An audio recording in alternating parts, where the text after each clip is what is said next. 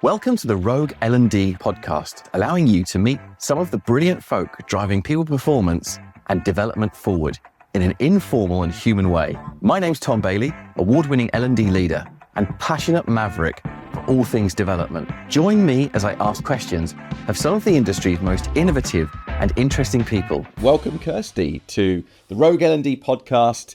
It's fabulous to have you here. We met, a month ago, I think? You visited Sydney? 2 months ago. Gosh, time flies. And it was my absolute pleasure to meet you as a superstar within the L&D world and the people development world, I should say. And I know you're itching to use the word facilitation, and I will, on that point, hand over to you to introduce yourself. Hello, Tom's listeners or watchers, viewers. I'm Kirsty, founder of School of Facilitation, and I geek out on how we design and deliver brilliant workshops and learning experiences for our clients. And you do geek out on it, I know. And you're a beautiful person and you've got awesome energy. Tell me a bit about the kind of things that you work on. I guess this is the bit of the corporate spiel, but there are three parts to School of Facilitation. So I work with corporates. So we go into corporates and we train their trainers. So I love a good TTT, help them with their leaders who want to get better at facilitation. We facilitate their workshops, as in if they need people, we'll supply them in. Or I often find myself designing learning experiences that they then take on and use themselves. The second part of the business is all about community. It's called the SOF Collective, and that's the community of facilitators, trainers, freelancers, in-house trainers. So there's a big vibe there with lots of learning and connection. And the third part that got created this year is SoFest, which is a 3-day festival for facilitators and trainers that happens in the UK. And it's happening again in 2026. Tell us more about that. SoFest. Did we not talk about this? No, we didn't talk about that. We talked about everything else, but we didn't talk about SoFest. Tell me about SoFest. Yeah, so SoFest came out of my need to meet other facilitators and trainers at the same time as doing some learning and some development. And I just love a good aha moment, as I call it, the light bulb. And I'd experienced do lectures and Happy Startup Summer Camp, two things that happen over here in the UK. And I just really like their formats. So SoFest is 3 days. It happens in a county called Essex, if you've got non-English British people listening, an hour out of London, basically. It is all outside in a field. So you're in a physical field and we meet in the energetic field. You stay in tents. We have a big teepee that's a sort of this focal point for all the speakers. So we have like 20 minutes of speaking slots times 9. And you can talk on things like facilitation, your business, the resilience you need, or how to look after yourself as a facilitator and a trainer.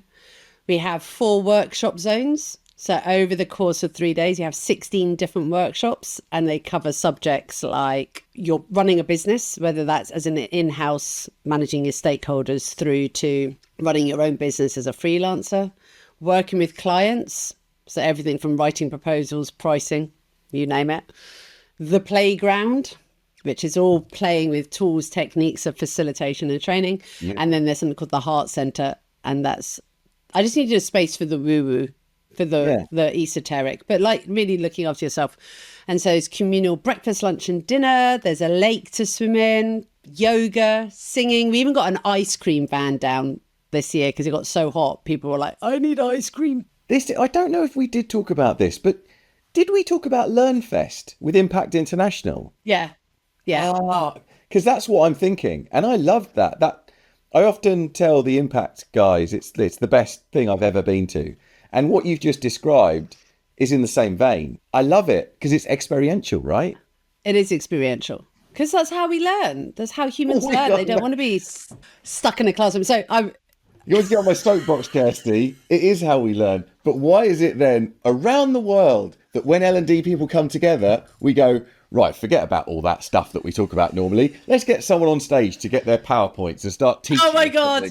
The language that went through my head was sage on the stage. I will get on a soapbox about that. And I know that's one of your things. So I am the worst participant at an event or learning, because I will sit there with a notebook.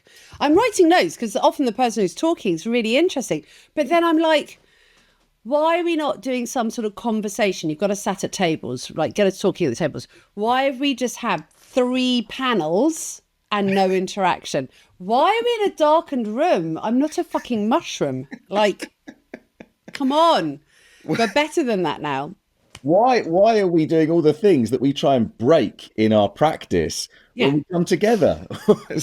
So that's why I stupidly put my own money into SoFest, because it is my own money, because that's the only way to make it happen at this point until I find some lovely sponsors / more people to buy tickets. Brilliant. We have it outside and it's in nature. Where can people find out more about it? At the School of Facilitation website. Okay, go to the website. And when is the next one? June 26th. Brilliant. 16th to the 18th. Awesome. It does sound amazing. Yeah. I love the sound. I think you should be back. You should be coming home to see family and friends and come. In June. And go and get into a yurt and do proper learning experiential. I love the sound. I genuinely love the sound of it. It's campfire. Yeah, all good. Singing. Yeah. Good food. Yeah. Some lovely local wine. Community. Beer. Yeah. Oh my God.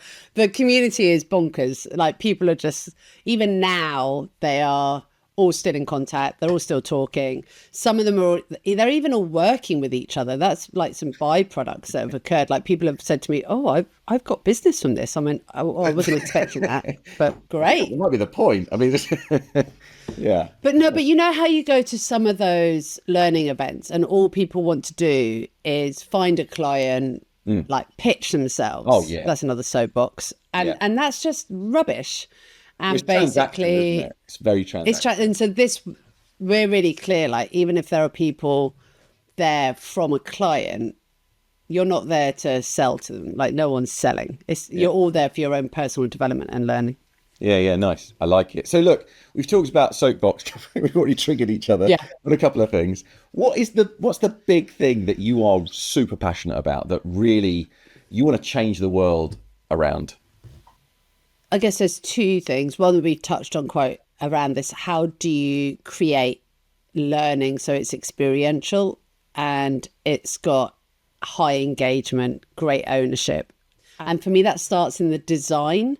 So really enabling people to learn how to design fantastic workshops, whether those are virtual or in person, because I don't think it gets taught. I think a lot of us have learned by osmosis or by watching other people, but they don't really know that there's a science and an art behind it. So I get very passionate about that. And the other thing as well is breaking down being professionally lonely in this industry. So it's ironic that a lot of L&D people, a lot of facilitators and trainers who are the freelancers, we love people and we talk to people all day.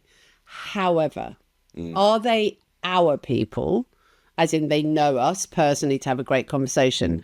And am I having meaningful conversations? And so there's a phrase I use quite a lot, being professionally lonely. So for me, building community, which again we have through School of Facilitation, to build that community, to have that connection, to know that there's people out there who've got your back, who really understand you. Like, you can just sit there, best will in the world, our family and friends. I can sit there and go, oh my God, this client, or this just happened today in a workshop, or I'm really struggling to get my head around the solution to this problem. But if you take that to the community, oh my gosh, we've got a very thriving WhatsApp group. It goes bing, bing, bing, bing. That's bing, so good. I love that, because I must admit, there's many events always running, but many people just will never go to an event.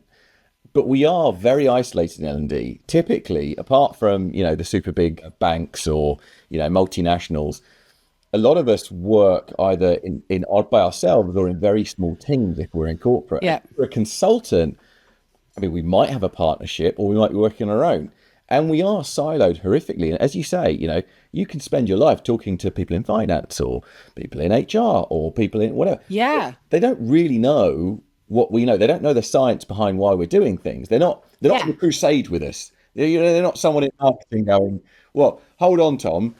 I understand what you're saying, but I don't just want to chalk and talk. I want to understand how people Yeah. are at the point of need. No one says that in marketing. Maybe they do, but they don't say it to me. And so to have that community, I love that, Yeah. because I'll be honest, what I've learned to do in the last couple of years is just actually through the podcast, meet people who I really respect. And, spoiler alert, it turns out even the bigwigs in the industry globally are really down to earth, lovely people. It's L&D, Yeah. right? It's development people. And I will literally approach them and go, oh, hey, this just happened. Oh, I've got a real problem. Do you mind if I Yeah. just Can I 10 talk minutes to you on the about it? phone? Yeah. Yeah, of course. Yeah, no problem. I'm sure they enjoy it themselves. But you've got an official, like an organized way to do that. I love that. An official way to do Yeah. that.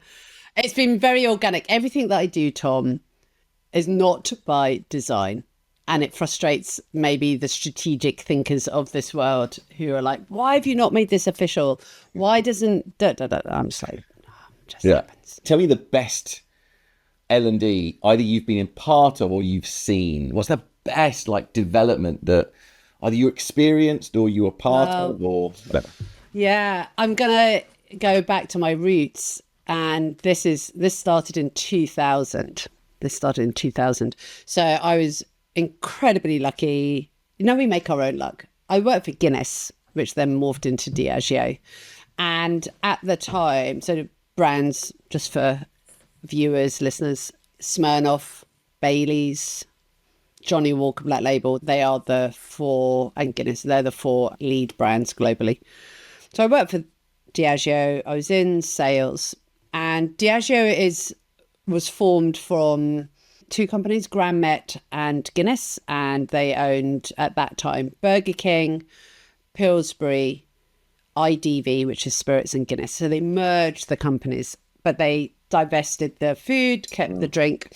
And what they did brilliantly was, as they were creating this brand new entity, they sat down and said, what does great selling look like? What does great marketing look like? And we've got these businesses that have been running workshops, running learning for ad infinitum, especially if you think about the 80s and the 90s. But what does that actually mean to us? And so they did this really big piece of work where they brought in people to create a core team that said, right, we're going to take the best of the best and we're going to design our own learning solution. It's in-house.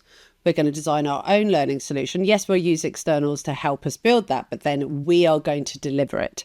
This was 2000. They then, and they had, so for me, because I'm commercial, my background is selling, they had a suite. So there were 6 pillars of what makes a great salesperson. Everything from strategy to planning to sales drivers to insights to managing relationships. You look at it now and you go, that was a really amazing move to have done, because it's, I think, the dream. So you have this is the job description of a salesperson at different levels. These are the capabilities that sit across all salespeople, and depending where you are as a particular role, business development manager, account manager, leader, these are the capabilities you need at what level. Therefore, here are the learning solutions that will enable you to develop the skills, the behaviors, the mindset to do your job. And this is how we measure it. This is how it's woven into your personal development plan. It was all encompassing. It was brilliant. Now I look back at it, because I think the dream. And it is delivered by our key leaders. So not senior, but enough that it's aspirational to those who are going through the program. So when I was a junior salesperson, my leader in the UK, the sales director, was one of the people delivering it. And literally we'd all sit there and go, because we wanted the stories. We wanted to hear, we called them battle stories back then, inappropriate now, but we wanted to hear what happened when they went to Tesco to do a sales pitch 100%. and it all went horribly wrong. Yeah, what happened when you turned up at Asda and the buyer shouted at you or whatever? Correct. Or you're made to wait for half an hour. What do you do then? Yeah. And the other thing that was amazing about this learning was it was truly experiential. It was no chalk and talk. You had to do everything as a participant, like walk the wall exercises, like build your own role play that you then had to practice in small groups of 3. It was then supported with coaching. So all the leaders were told, you're a manager, you're a coach. So you had to learn to coach. So then you were coached on the day job. There was something called 2 in the car or 3 in a car. And what that was, 2 in the car was me and my manager coaching me after each call or coming out of a big account management call. 3 in a car was me, my manager, his boss.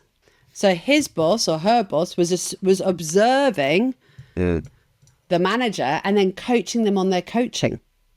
And that was happening by then, that was around 2004. And I think that was really world leading because I don't see that. I think it happens, but not as much as we'd like it to happen globally. And so it was fully encompassing. I love it. So that was good L&D to me. You've impressed me by bringing FMCG into this and also bringing Diageo, which is a wonderful business. As someone with an FMCG background myself in sales and marketing, love it. Yeah. All good. And I'm sure we could trade stories, it's not really L&D, about turning up to Cirrus buildings in Tesco Oh, my life. all those. I avoided. So I actually was offered a job when I was at Guinness. I was in on-trade. So in drinks industry, you have off-trade, on-trade. Yep. So where do you drink? So on-trade is I drink in a pub. Off-trade, I drink at home. I always stayed on-trade because I just turned around and said, because I saw my friends working on the Tesco account, the Asda account, and I was like, no. Why do I want to get shouted at daily? Why do I want to feel like it's a perpetual uphill battle? And I got offered this job in an old retailer called Summerfield. And I went to the sales director. Down in Bristol. Corner shops. Yes. And I said to the sales director, who is now, I think he runs Kerry, the food business, or Richards. And I said, Nick, I was really nervous. Like, I'm a 29-year-old going, I don't want that job. I want to stay in on-trade. And he's like, no one's ever said no before, Kirsty. Like, this is what you do. And I was like, I don't want to do it. It's true though, right? Like on trade always seems like a lot of fun. I've never worked in alcohol. Whereas working with the big four, it's horrible work, but it is seen as like the step up, right? That's where you get your promotion. I was just like, no. It's not worth it. Life's too short. Well, exactly. And I just saw my friend who managed Tesco, like marching up and down on the sales floor with his telephone. And Cranny's brilliant. He now runs an amazing global negotiation skills business called Total Negotiation. I just watched him one day being shouted at and but he just took it. I was like, I don't want that. Well, I think what he's done, without starting to talk about particular people, but I think what he's done and what people like him do is they take the knowledge and they apply clinical reason across it and go, right, let's talk about negotiation. How can we... He's so matter of fact. Yeah. That's his stuff. All right, let's get out of supermarkets and on trade. Actually, this might come from these days. What is your favourite hand gesture? I mean, you're a facilitator. You must do all of them. So 2 things. I once had someone come and observe me, like deliver and give me some coaching when I was an associate. And the language came up with was dead ants. So for those of you who are not watching the video right now, my hands are turned upwards, palms facing up, and my sort of fingers are slightly curled. And he said, Kirsty, what are these? Because apparently I kept doing that gesture, like an open palm out. He said, it looks like it's a dead one of these. So that was just like comedy. So I've always thought of that. Nice. So it's like, now, if you're going to do the gesture of an open palm, like it's a firm open palm. No cupping. My favorite gesture is this. Well, like I'm doing right now. You're literally mirroring me. Except it's got this. So let me just describe it to the listener. I want you to think, if you've ever seen the statue of Rodin, the Rodin thinker. So I've got my left hand on my chin. I've got my right hand just sitting on the crease of my left elbow. Yeah. And this is my favorite gesture that I do. Even if I'm virtual or in person, I will stand like this a lot and nod my head and be like, interesting. And then when I want to ask a question, I just flip my palm and do an open palm gesture. Beautiful. I mean, body language is so important in facilitation.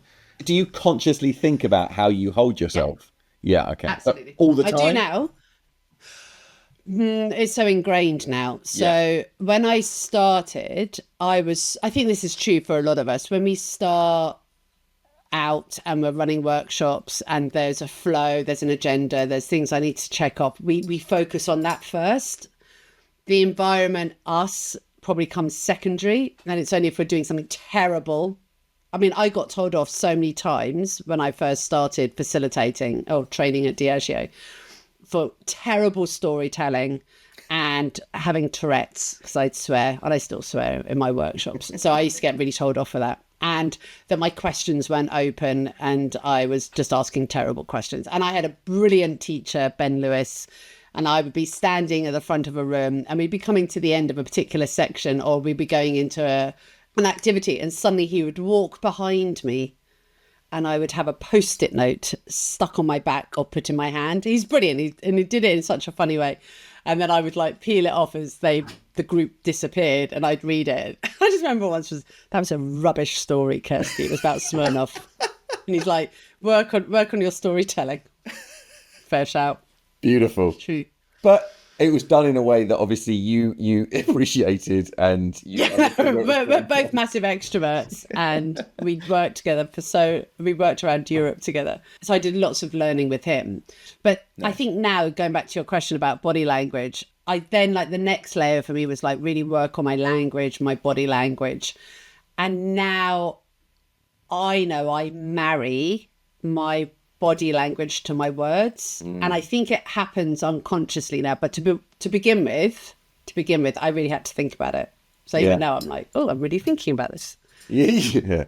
As you mentioned around storytelling, I'd love to know, and I'm sure everyone else would as well.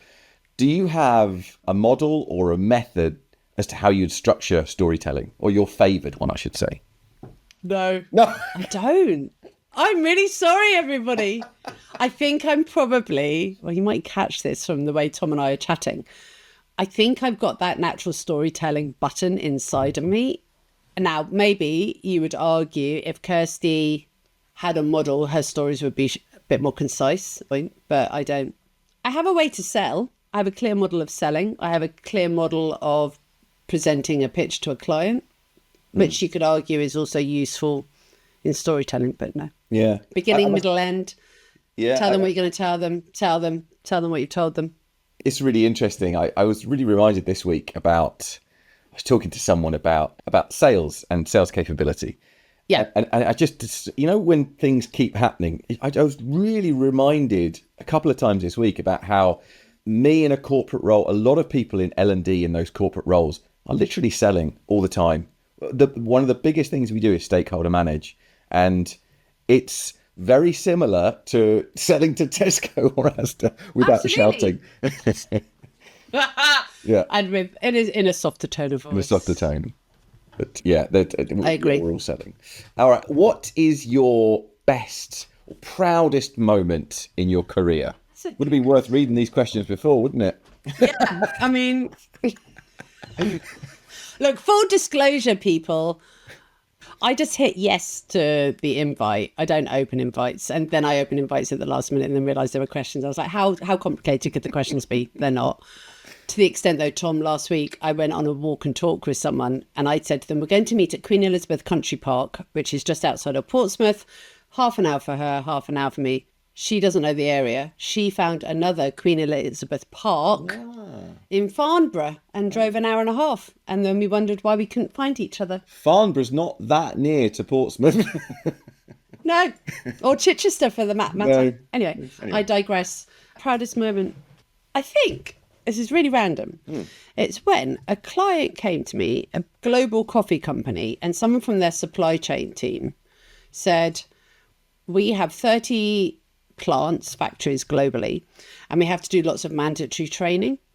And what we've noticed is our trainers are okay, but they're not great. And what we want to create is a master trainer role. So these master trainers can train our trainers. Mm. And so she described everything and basically probably described you and I, Tom. And so I said, so you want me to help you create this master trainer role globally, so to do what I do, that I've learned to do over 20 years? She said yes. And then roll that out, train them up, coach them, certificate them. And I laughed about how I was going to just get that information over and plug it into their brains. But that was my proudest moment, in a way that a company wanted to enable their people, their trainers in this example, to be brilliant at training, that to the extent they would invest in creating this master trainer role. I mean, that to me, and I was just so happy that a company wanted to do that, and that I could then that's my dream project. So if anyone's out there going, can we work with you, Kirst? That's my dream project. Like training people to be bloody brilliant trainers, so that, because you've heard my story, like that's where I come from in the background of Diageo. Learning stays within the business. Bring externals in for an injection of ideas and newness and zhuzh up what you've got, but you've got the talent internally. So if you bring me in, I love that. I like upskilling the talent so that then it stays within. Yeah. It's not an ego thing. It's just such a... L&D isn't the most rewarding of areas in the business, but when people go, it's like the aha moment where people go, we want to create you again. We want everyone to be like you. Wow, brilliant. Yeah. That's pretty awesome. I mean, when you said like your proudest moment, I was like, is it when I got to do a gig on a stage with 300 people? Is it when I got to... It wasn't about me. I suddenly realised that. It was about being asked to help a company. That's a good one. I like it. Yeah, no, it's good. Thank you. All right, let's go from those halcyon highs to the far more podcast-ready biggest fails that you ever had in L&D. So when I was at Diageo, I'd been told to go, like China was opening up as a market, and the leadership team were all doing a big week in Hong Kong, and they wanted, because I was in the global team by this time of sales, and they wanted us over there to introduce them to, so it's called Diageo Way of Selling, and do some upskills so that the leadership team understood it, so that when they were then starting to move it down. And so, oh my God, I want to caveat, this was 2006. It was okay to do what we were about to do. We went out the night before. We ran some workshops on one day, and then the next day was going to be more workshops. And basically, we went out for dinner and drinks. This is in Hong Kong. Did you remember where? Was it like Lang Kwai Fong or something? Yeah. All of the above. And I just remember we drank. We embraced the brands. I was torpedoing.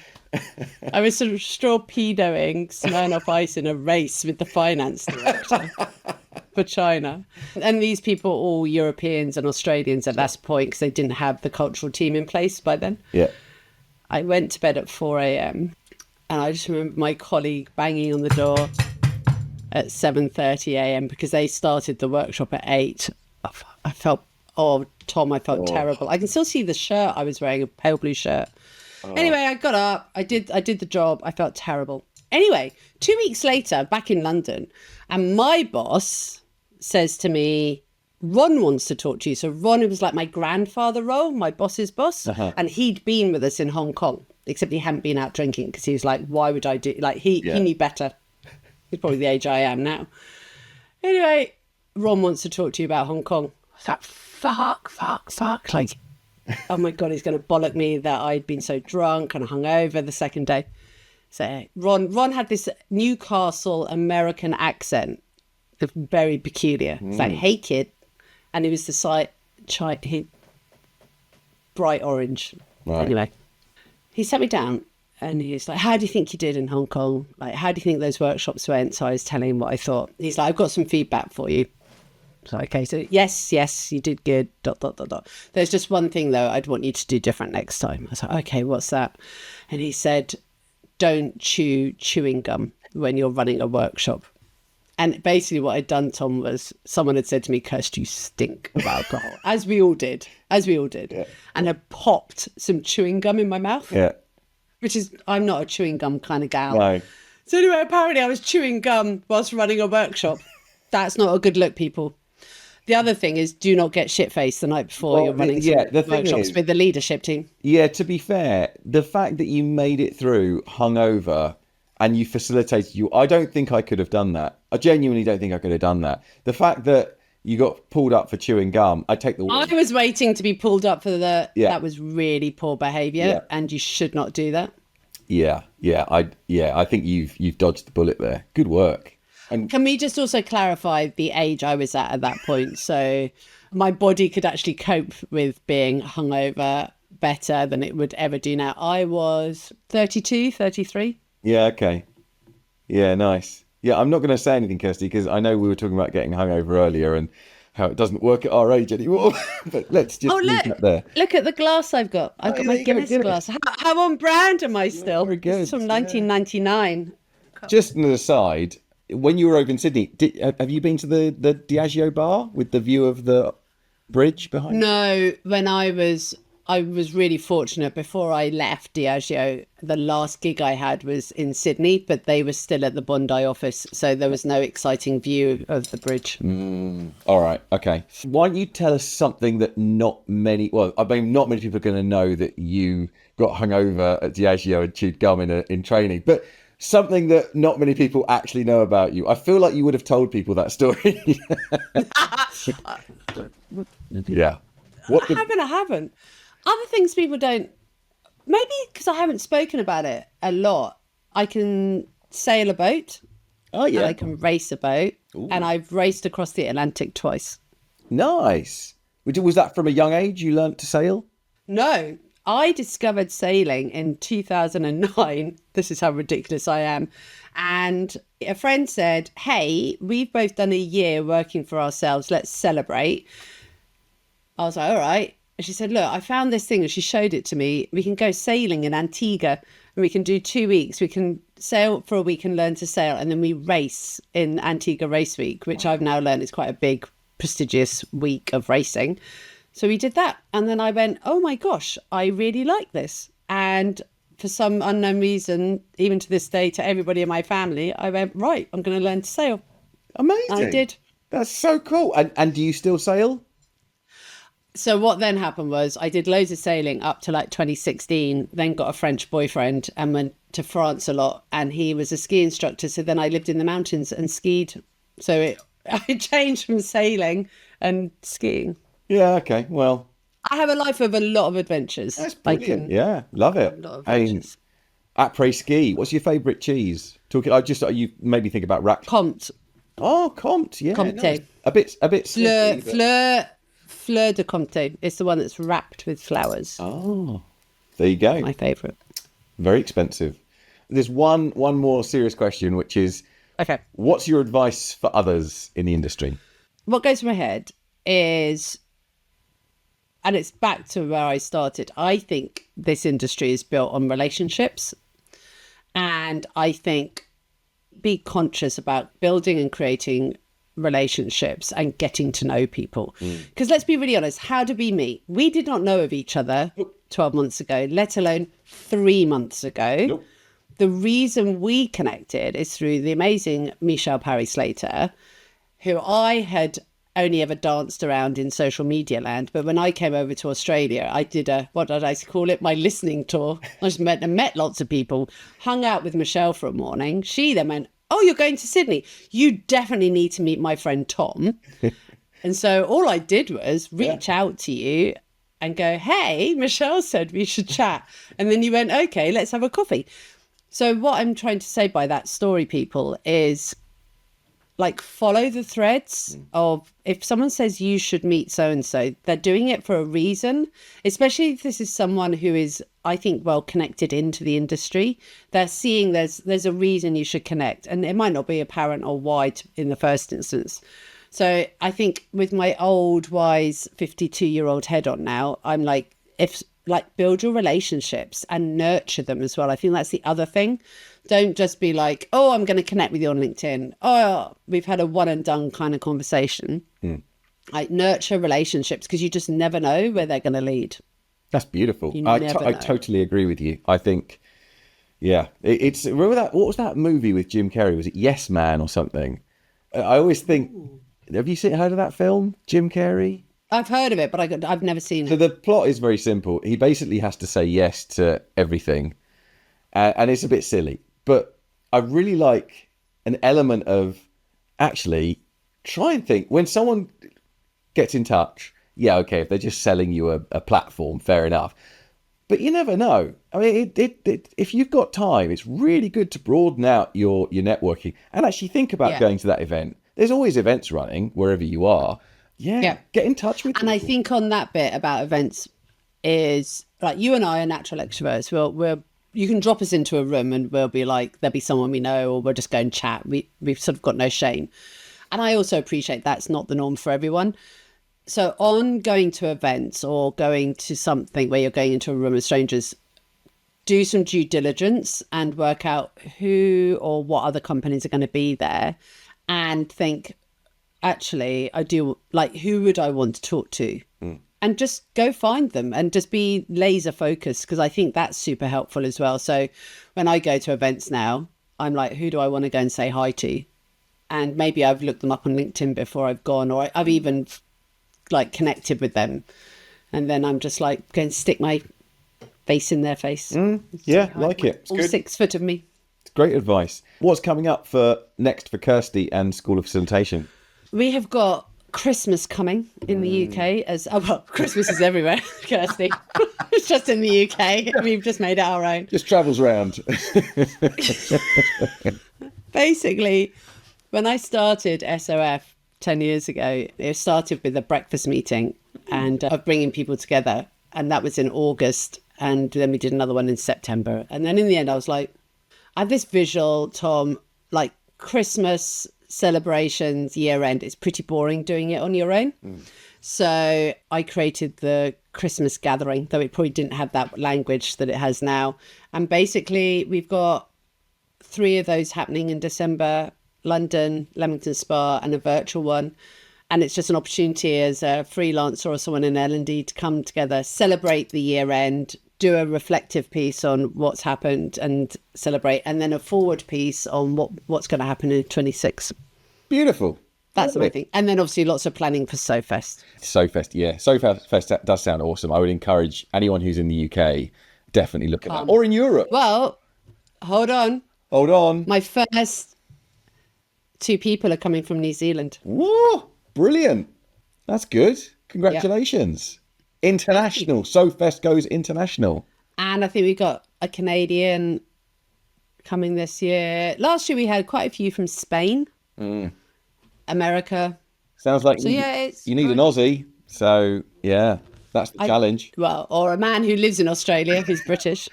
I think you'll find I'm Australian now. Anyway, that's another topic.